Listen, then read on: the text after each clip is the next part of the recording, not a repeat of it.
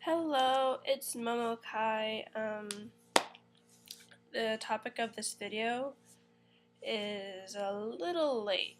Some of you would say that, but I just haven't had a lot of time to put this kind of video together, and every time I tried it out, it would fail epically. Not really epically, but it would just fail. After I made my Sokka Day of Black Sun costume, I received a lot of questions like, how did you do it? It looks so awesome. It doesn't suck. How did you do it? How'd you make the armor? Mainly how I made the armor. But I'm just gonna cover this whole part, the whole process of me making the costume. Not so much the technical stuff, because it's pretty much just a basic straight top stitch for everything. I did not have to do any zigzag stitches or anything. Just basic stitching, like what setting it comes in when you get it out of the box and set it up. That's basically what I used. This is specifically the mental process I go for any of my costumes, including the ones that I've designed myself. Both of them. One of them has not been aired at a convention yet. Maybe I will.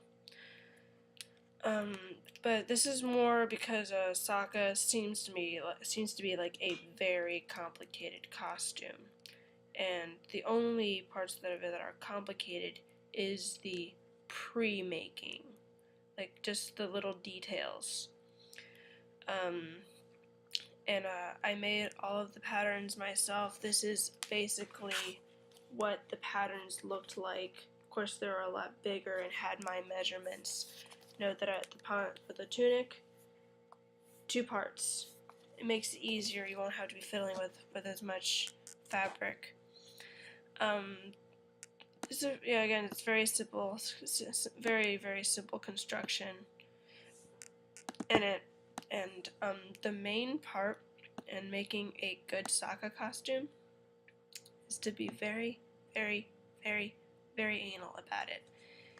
Look at, I think I had about 10 different screenshots that I got from the Day of Black Sun episode.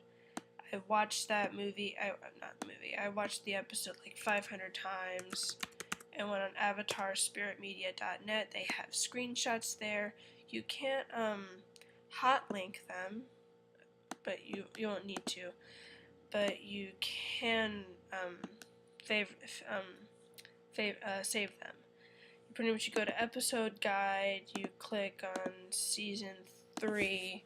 You can select the seasons, and hopefully this is helpful. And you just scroll down to what you need, and then you just find what you need. And you see already what I'm making clear. See how it looks a different color. Maybe just because it's on the screen. Color is very important. Note that, I'm not sure if you can really see this, but this doesn't look as, well, from my see it looks more grayish because of the lighting. You have to take that in consideration. I made a script, and I'm going off the script. You have to analyze the shapes that make up each part of the costume. Don't try and break up the pieces. Like for the tunic, I broke it up, and it made it a hell of a lot easier. And this takes a lot of self-measuring and research. Again, look at every kind of screenshot, every kind of possible lighting that was in the show. Take pictures of your fabric in different lightings, if you can. Like if you can't like take it outside and then see how it looks under natural lighting. But when I was taking pictures of the fabric, I wanted to see how it looked. And it looks like the exact color, and even when you take pictures under artificial lighting, it looks how it would if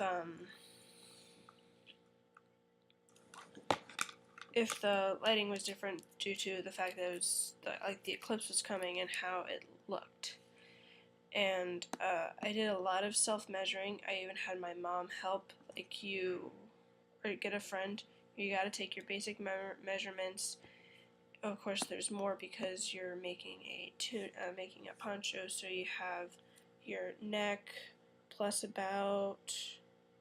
I just measure your head and add about 2 inches, and then you measure your shoulders, add about 3 inches for like hem.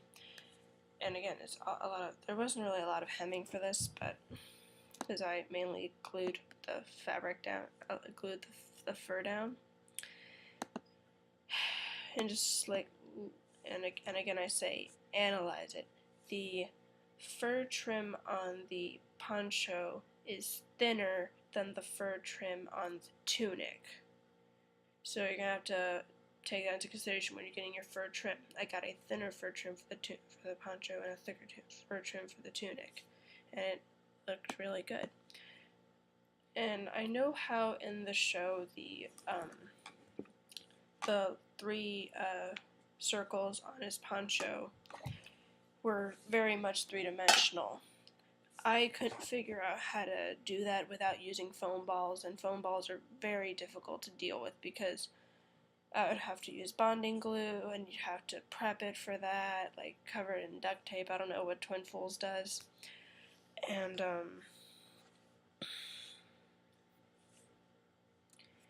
so I ended up just using puffy paint, which is actually pretty easy to deal with, easy to get the color right, got it perfect, being used very loosely. And again, having to do with the fabric.